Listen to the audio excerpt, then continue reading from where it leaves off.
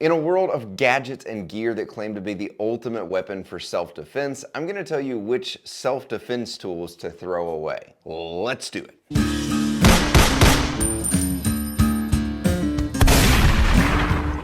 This video is sponsored by Eclipse Holsters. These holsters are insanely customizable with tons of different patterns, colors, belt clips, and aluminum washers. They also have some really cool custom accessories to go with your holster. I've been to their factory and seen their process firsthand. They care so much about the quality of every holster that they make. The best part is that your holster will ship in just 3 business days or less. If you want a custom holster with 0 wait time and a lifetime guarantee, then check them out at eclipseholsters.com.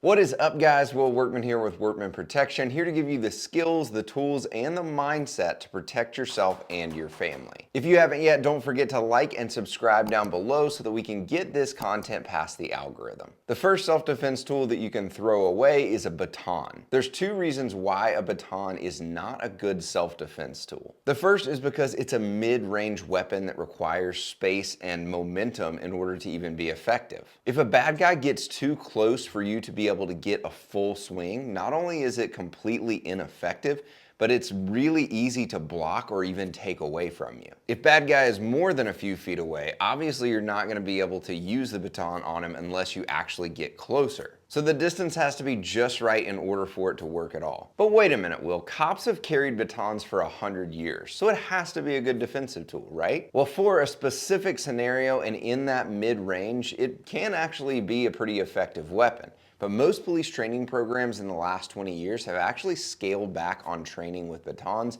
and replaced it with pepper spray training. Some police departments don't even carry batons anymore, and others, the only reason they carry a baton is to break windows. This is because of the legal issue of how much force a baton actually is. A swing to the arms or legs might work as a pain compliance technique, but a hard swing to the side of the head, even by accident, could easily be viewed as deadly force. It could kill somebody. So because of this, a baton is a no-go. The next one is the so heavily marketed stun gun. These are pushed so heavily on women who don't want to actually think about what defensive encounters are actually like. They just want to carry a cheap gadget that they assume will keep them safe. A stun gun is a close-range pain compliance tool and nothing more. It's something that makes someone go ouch and leaves a burn on their skin. It like burns a little bit, but it sounds better.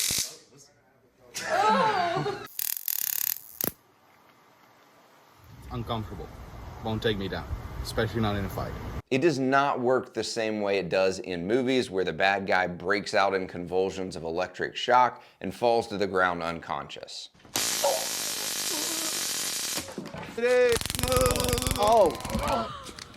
It kills me that they still portray it that way. If someone wants to attack you or rob you, this is much more likely to just really piss them off than actually stop the attack. It's important to clarify here that there's a big difference between stun guns and tasers. Tasers are the ones that police departments carry that look almost more like a yellow gun. They shoot 2 prongs that actually stick in the body and deliver a high level of electric shock from one end to the other, and they actually lock up the muscular system and can make somebody drop.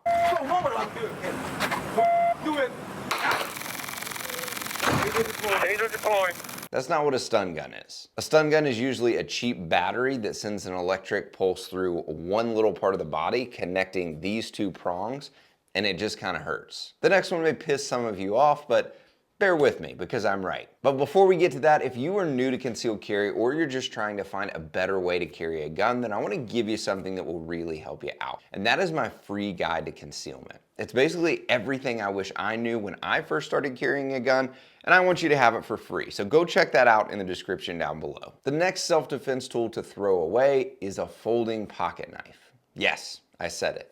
How dare you! To be clear, I love pocket knives, and I carry one a lot of the time. They're great tools for everyday life, but I don't think it's a good self-defense tool. Knives in general have a very limited range, and you can only really use a knife in extremely close quarters. Knives are very good at causing severe blood loss and even death, but they usually take several minutes, and most people don't even notice that they've been stabbed until several seconds later. So while they may do some damage, they're not great at stopping a threat before it gets too close. A knife is also always considered deadly force, so if you use one in a fist fight, that's not gonna go over well. A folding knife or pocket knife especially takes a lot of time to get out and deploy, making it nearly impossible to actually get it open and ready to go before you need it, especially if you're already tangled with somebody trying to get it out. So if all of these defensive tools are crap, then what should you be carrying every day? Check out this video next to see what defensive tools I carry every day. If you gain value from this, don't forget to like and subscribe down below. And until next time, be alert, stand firm in your faith, be strong, be courageous, and let all that you do be done in love. Thanks for watching, and I'll see you next time.